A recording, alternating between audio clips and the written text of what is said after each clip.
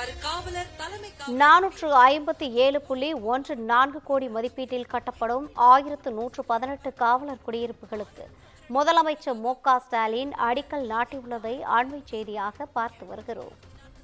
211.57 கோடியில் கட்டப்படும் கோவை மத்திய சிறைச்சாலை கட்டிடத்திற்கு முதலமைச்சர் மு.க.ஸ்டாலின் காணொலி வாயிலாக அடிக்கல் நாட்டியிருக்கிறார்.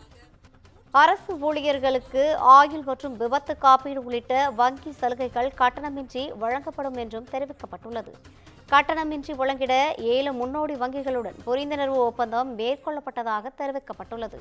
இதுகுறித்தான கூடுதல் விவரங்களை வழங்குவதற்காக நமது தலைமை செய்தியாளர் சிவா இணைப்பில் இருக்கிறார். வணக்கம் சிவா. 457.14 கோடி மதிப்பீட்டில் கட்டப்படும் சுமார் 1118 காவலர்களுக்கான குடியிருப்புக்கு முதலமைச்சர் மு.க.ஸ்டாலின் அடிக்கல் நாட்டியிருக்கிறார். இது குறித்தான விவரங்களை வழங்கலாம்.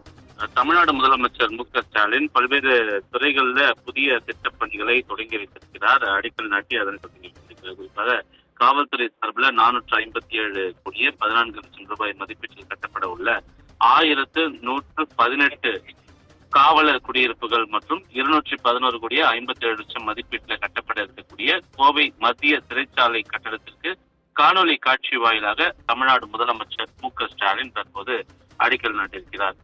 கோவையை பொறுத்தவரை அந்த கோவை காரமடையில தான் அந்த புதிய மத்திய சிறைச்சாலை வளாகம் அமையப்பட இருக்கிறது. அதற்கான கட்டுமான பணிகளுக்கு ஏற்கனவே சுற்றுச்சூழல் அனுமதிகள் வழங்கப்பட்டிருக்கிறது. குறிப்பாக அந்த கோவை காரமடையில் 97 ஏக்கர்ல 387 கோடி ரூபாய் முதல் கட்டமாக நிதி ஒதுக்கீடு செய்து புதிய மத்திய சிறைச்சாலை அமைக்கப்பட இருப்பதாக ஏற்கனவே தமிழக அரசு தெரிவித்திருந்தது. அந்த புதிய மத்திய சிறைச்சாலைக்கு தான் தமிழ்நாடு முதலமைச்சர் மு.க.ஸ்டாலின் தற்போது காணொலி காட்சி வாயிலாக அதற்கு அடிக்கல் நாட்டியிருக்கிறார். அதே போன்று அரசு ஊழியர்களுக்கு ஆயுள் மற்றும் விபத்து காப்பீடு உள்ளிட்ட வங்கி சலுகைகளை கட்டணமின்றி வழங்கிட 7 முன்னோடி வங்கிகளுடன் புரிந்துணர்வு ஒப்பந்தம் தற்போது தமிழ்நாடு முதலமைச்சர் மு.க.ஸ்டாலின் முன்னிலையில் போடப்படுகிறது. இந்த நிகழ்வுல நிதித்துறை அமைச்சர், நிதித்துறை செயலாளர் உள்ளிட்ட மூத்த அமைச்சர்களும் அதிகாரிகளும் கலந்து கொண்டிருக்கிறார்கள். எனவே 2 முக்கிய துறைகள்ல முதலமைச்சர் மு.க.ஸ்டாலின் திட்டப்பணியை தொடங்கி வைத்திருப்பது தற்போதைய ஒரு அனுமதியாக பார்க்கப்படுகின்றது. ரவீனா, விரிவான தகவல்களை வழங்கியமைக்காக நன்றி சிவா.